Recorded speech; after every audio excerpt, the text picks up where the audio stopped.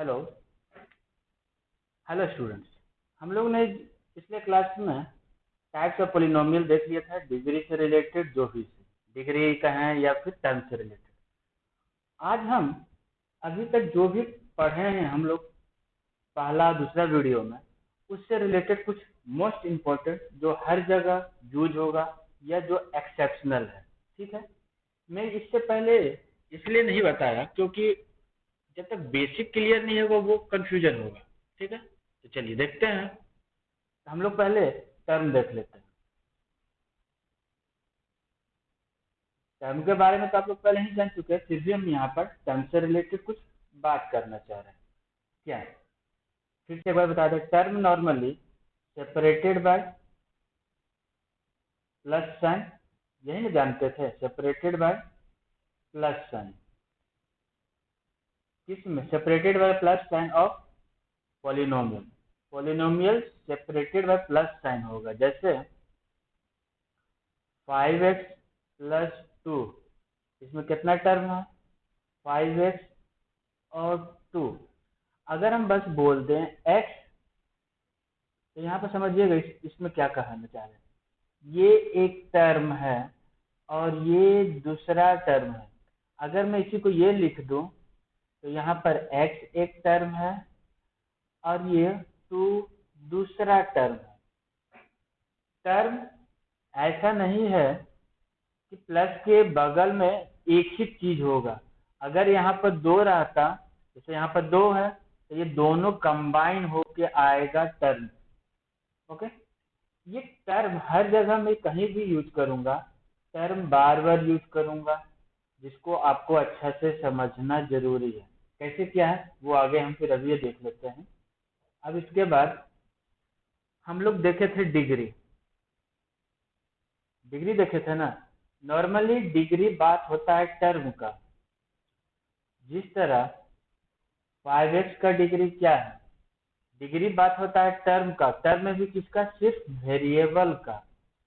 Term में सिर्फ variable का बात होता है। तो यहाँ x का डिग्री क्या है? कुछ नहीं है, तो यहाँ छुपा है 1, इसका डिग्री 1। अगर 5x का पावर 12 है तो इसका डिग्री क्या हो जाएगा? 12। अच्छी बात है, यहाँ तक सब समझ में आ गया। अगर 5x प्लस 6 x का पावर 100, तो इस पोलिनोमियल का डिग्री 100 होगा। जब एक टर्म की बात आए तो सिर्फ एक वेरिएबल को देखते हैं, लेकिन जब पोलिनोमियल की बात आए तो हम सब टर्म का हम अलग अलग डिग्री लिखेंगे। जो मैक्सिमम डिग्री होगा जिस किसी भी टर्म का, the maximum degree of the any term, किसी भी टर्म का मैक्सिमम डिग्री किस में? किसी एक पॉलिनोमियल में, वही उसका डिग्री होगा। डिग्री 100 किसका? Of polynomial. पॉलिनोमियल का होगा। ठीक है, अच्छा ये डिग्री तो हो गया। अब इसी में डिग्री क्या सिर्फ एक 5 लिख दे तो इसका कुछ डिग्री होगा? चलिए अगर देख ले, 5x है, इसका डिग्री 1, वेरिएबल का मैं बोला ना। तो ये बताइए, क्या अगर सिर्फ 5 लिखें इसका कुछ डिग्री होगा? डिग्री इसका जानना चाह रहे हैं, होगा या नहीं? तो सोचिए, तब तक हम कुछ बताते हैं। चलिए आ गया तो अच्छी बात है, नहीं आया तो थोड़ा सा ध्यान दीजिएगा। हम लोग पहले ही लॉ एंड एक्सपोनेंट्स में देख चुके हैं, किसी का भी पावर 0 1, हम क्या बोल रहे हैं? एनीथिंग, कोई भी चीज हो। एनीथिंग का मतलब कांस्टेंट या वेरिएबल। किसी का भी पावर कांस्टेंट या वेरिएबल, किसी के भी पावर 0 हो मतलब 1। आप समझिएगा मेरी बातों को। किसी का भी पावर 0 हो तो वेरिएबल 1।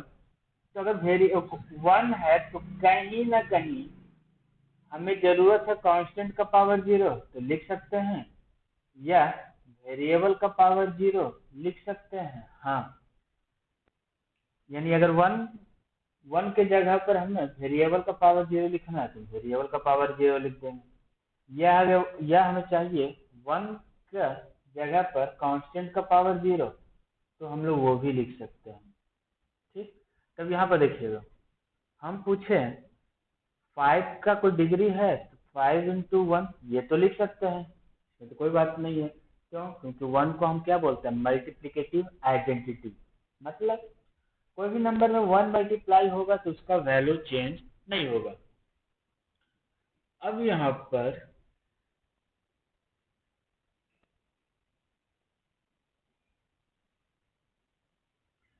तो यहाँ पर 5 की जगह पर 5 और x, यहाँ पर हमें चाहिए वेरिएबल। कौन सा वेरिएबल? कोई भी वेरिएबल ले ले, क्योंकि डिग्री तो सिर्फ वेरिएबल का होता है। तो यहाँ पर वेरिएबल हम x ले ले, क्योंकि हम उसी के रिस्पेक्ट में है, तो x का पावर 0। ठीक है, अब इसका मतलब ये 5 ही तो है, ये 5 है। अब हम इसको ये कह रहे हैं, अब इसमें वेरिएबल आ गया, अब इसका डिग्री क्या हुआ, 0 हुआ। फिर से समझिएगा, अगर हम 10 है मेरा, 10 यानी ये क्या है, कांस्टेंट है, कांस्टेंट है ना। जब कांस्टेंट है तो हम सिंपल सी बात करें, कोई भी कांस्टेंट का डिग्री पूछे तो डिग्री बताएंगे 1। क्यों बताएंगे, हम एक बार फिर से रिपीट कर दे रहे हैं। कोई भी कांस्टेंट अगर हम 2 ले लें, 2 के साथ 2 है तो 2 का मतलब 2 × 1, 2 × 1 मीन्स 2 × x का पावर 0, क्योंकि x का पावर 0 में 1, यहाँ पर वेरिएबल आ गया, तो हम कह सकते हैं इसका डिग्री 1। ठीक है, ये चीज। अब हम पूछ रहे हैं, क्या किसी का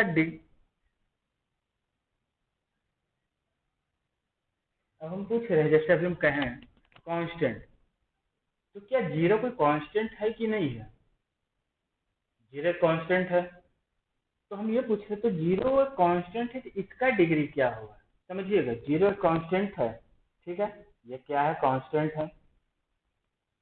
अब हम इसी को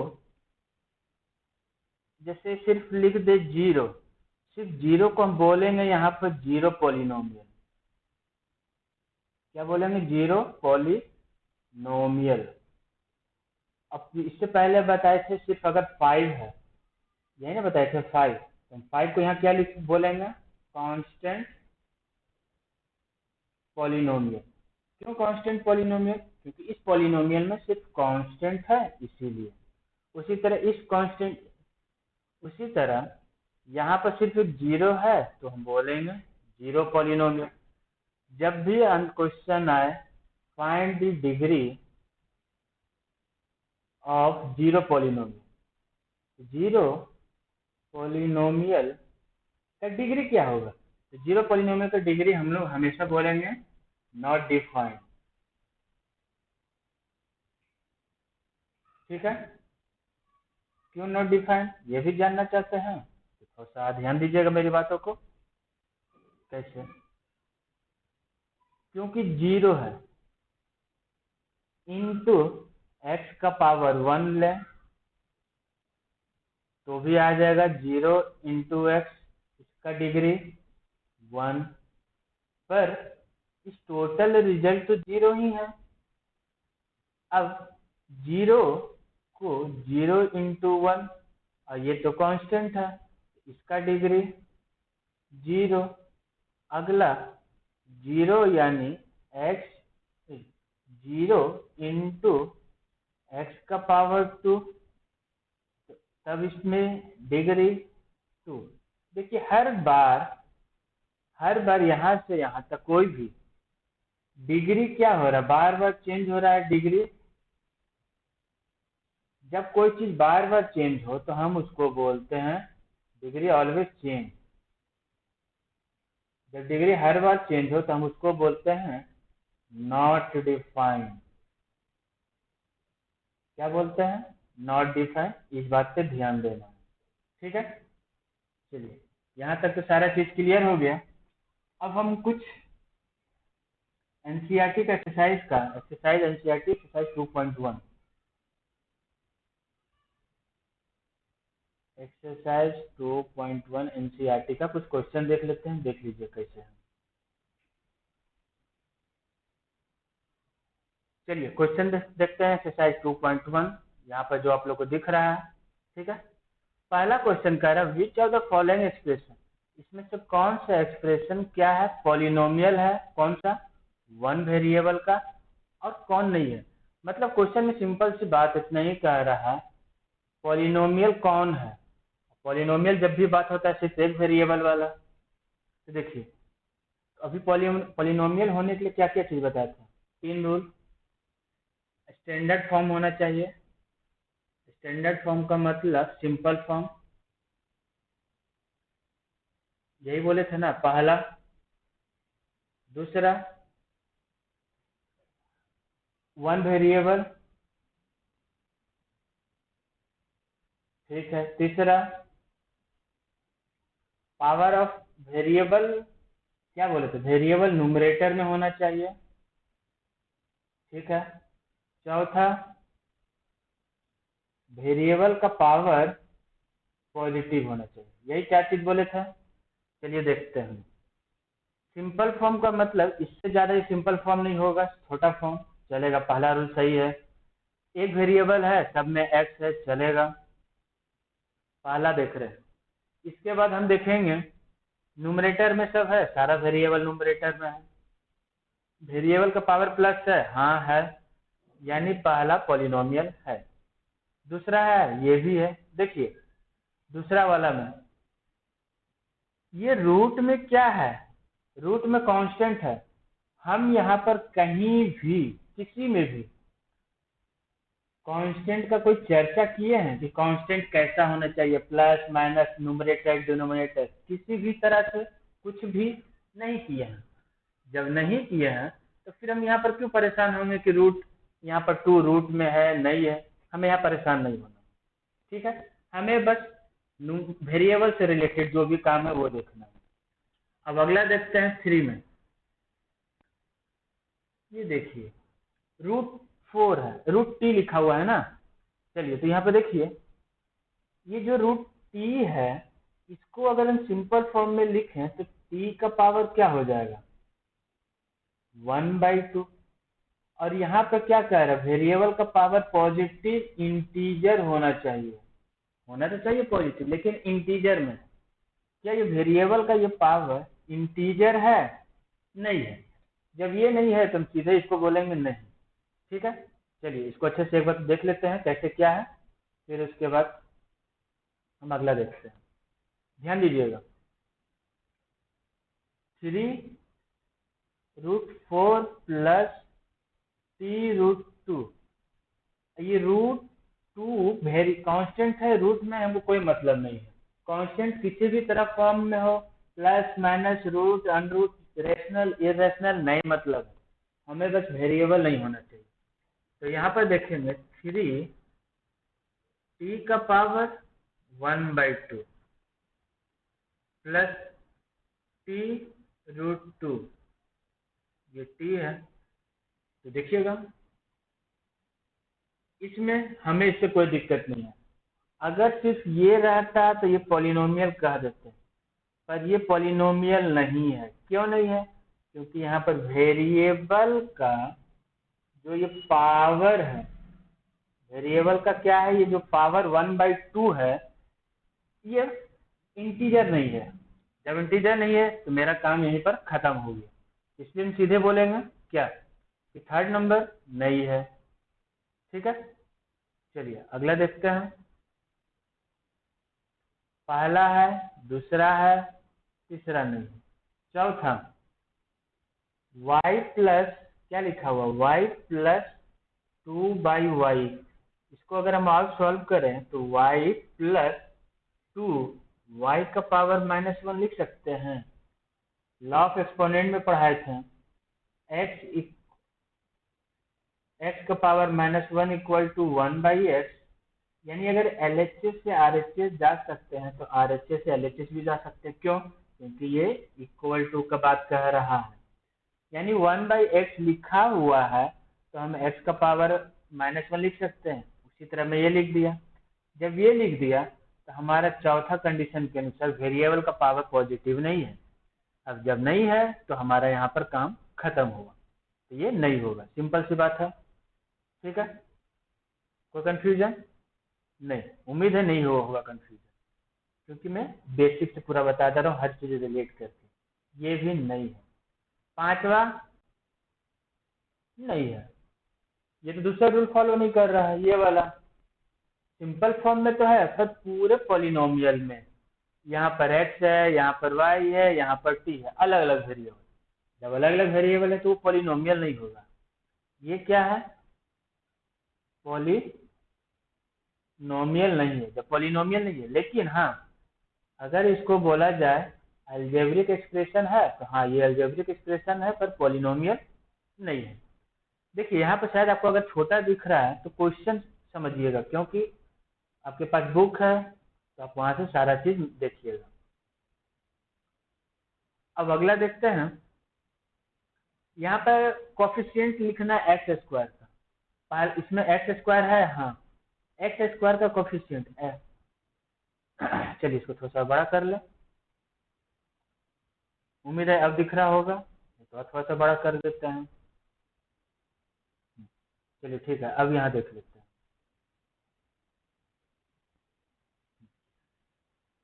क्या क्या देखना था, ये वाला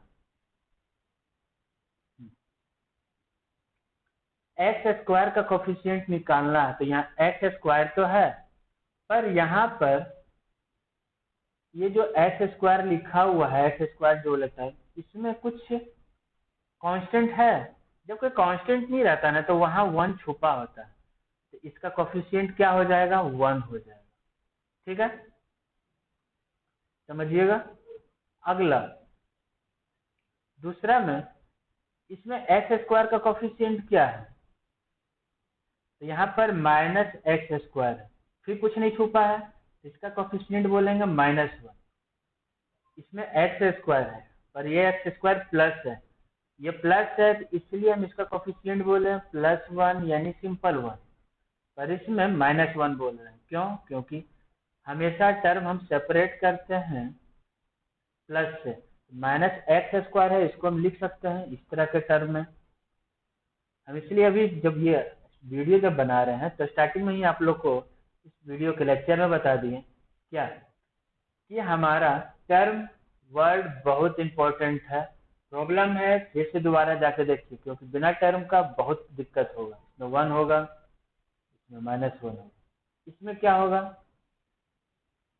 π/2 होगा, इसमें क्या होगा सिर्फ √2 होगा। ठीक है, कोई दिक्कत नहीं। दूसरा तक। अब तीसरा देखते हैं। एक एग्जांपल देना है बाइनोमियल। बाइनोमियल मतलब बाई मतलब 2, नोमियल मतलब टर्म, दो टर्म वाला पॉलिनोमियल लिखना है जिसका डिग्री 35। तो लिख देंगे x का पावर 35, और दूसरा कुछ भी लिख दीजिए जो उससे छोटा हो। 2 भी लिख सकते हैं, 24 भी लिख सकते हैं, पर 35 से बड़ा नहीं लिख सकते। या चाहो तो कांस्टेंट लिख सकते हो, कुछ भी, पर 2 टर्म होना चाहिए, क्योंकि हमारा सारा चीज टर्म से ही रिलेटेड है और किसी चीज से नहीं। अब अगला में कह रहा है, इसमें 3 वाला में क्या, मोनोमियल लिखना है जिसका डिग्री 100 है। तो डायरेक्ट लिख दीजिए x का पावर 100, कुछ भी लिख दीजिए y का पावर 100, सब अलग अलग, कोई मतलब नहीं है, सब सही है। क्यों, क्योंकि यह एक टर्म से रिलेटेड काम है, इसीलिए। ठीक है, अब हम क्वेश्चन नंबर 4 पे जाते हैं। क्वेश्चन नंबर 4 कह रहा है डिग्री लिखना है पॉलिनोमियल का। फिर से मैं वही चीज कह रहा हूँ, डिग्री पॉलिनोमियल का, यानी हर टर्म का मैं डिग्री देखूंगा। क्या, हर टर्म का मैं डिग्री देखूंगा, उसके बाद फिर बोलूंगा कि उसका डिग्री क्या है। तो देखिए, इस टर्म का डिग्री 3 है, इस टर्म का डिग्री 2 है, इस टर्म का डिग्री 1। तो सबसे बड़ा डिग्री क्या है, 3 है। जब 3 है तो हम बोल देंगे पहला का डिग्री 3, इसका डिग्री 2। क्यों, क्योंकि इसका डिग्री 0 है और दूसरा का डिग्री 2 है। जो maximum degree of the polynomial, वही हम बोलेंगे। चलिए अब अगला देखते हैं।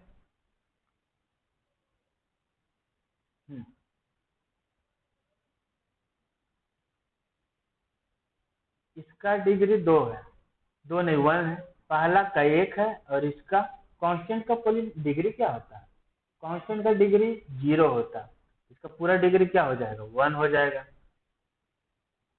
अभी मैं बोला क्या? कांस्टेंट का डिग्री 0 होता है। क्यों? यहाँ से फिर से एक बार हम समझा दे रहे हैं, जो पहले समझा चुके हैं, ध्यान दीजिएगा। अगर अभी भी कोई कंफ्यूजन होगा तो आप इसमें क्लियर कर लीजिए, क्योंकि इसके बाद ये पॉइंट कभी नहीं आएगा समझाने के लिए। 3 का मतलब 3 × 1, और 1 का मतलब किसी भी वेरिएबल का पावर 0, और डिग्री तो हमेशा वेरिएबल का होता है, तो यहाँ पर डिग्री क्या हुआ? 0 हुआ। समझ पाए? कभी भी कोई पूछे क्या कि किसी भी कांस्टेंट का डिग्री क्या होगा, तो हमें बिना सोचे उसका बात बोलना है, डिग्री क्या होगा? 0 होगा।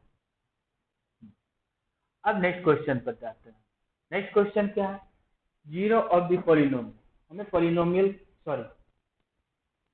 क्वेश्चन नंबर 5 पे जाना है। क्लासिफाई करना है लीनियर, क्वाड्रेटिक, क्यूब।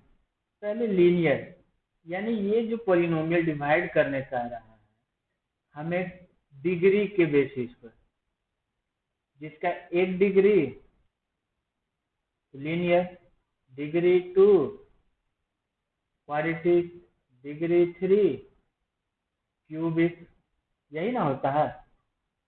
उम्मीद है कि ये सब चीज आपको पहले से पता हो। नहीं पता है तो एक बार फिर से रिवाइज कर लीजिए, ये सब बेसिक चीज है। तो देख लेते हैं, इसका डिग्री क्या है? 2 है, डिग्री 2, क्योंकि मैक्सिमम डिग्री 2 है। मैक्सिमम डिग्री 2 इसीलिए क्वाड्रेटिक, मैक्सिमम डिग्री 3 इसीलिए क्यूबिक, मैक्सिमम डिग्री 2 इसीलिए ये भी क्वाड्रेटिक, मैक्सिमम डिग्री 1 इसीलिए लीनियर, LI से, डिग्री 1 तो लीनियर, डिग्री 2 तो क्या हो जाएगा? क्वाड्रेटिक, डिग्री 3 तो क्यूबिक। ठीक है, इस वीडियो में यहीं तक मैं काम करता हूँ, पढ़ाता हूँ। इसके बाद वाला अगला लेक्चर में हम अगला पॉइंट देखेंगे, क्या? 0 ऑफ द पॉलिनोमियल। ठीक है, चलिए तब तक इसको आप अच्छे से रिवाइज कर लीजिए और बार बार प्रैक्टिस करिए, ताकि कंफ्यूजन ना हो, क्योंकि ये चीज जो एक बार पढ़ा दिया जा रहा है आगे इस चैप्टर में फ्यूचर में नहीं आने वाला, और वो सब टर्म बहुत इंपॉर्टेंट है। जो टर्म इंपॉर्टेंट है मैं फिर से एक बार रिवाइज कर दे रहा हूँ। टर्म पॉलिनोमियल में क्या है? बहुत इंपॉर्टेंट है। डिग्री इंपॉर्टेंट है। ये 2 चीज आप अच्छा से समझ लीजिए, आपका काम खत्म हो जाएगा। आगे इसी बेसिस पर जो भी है। चलिए ठीक है, ऑल द बेस्ट, बाय।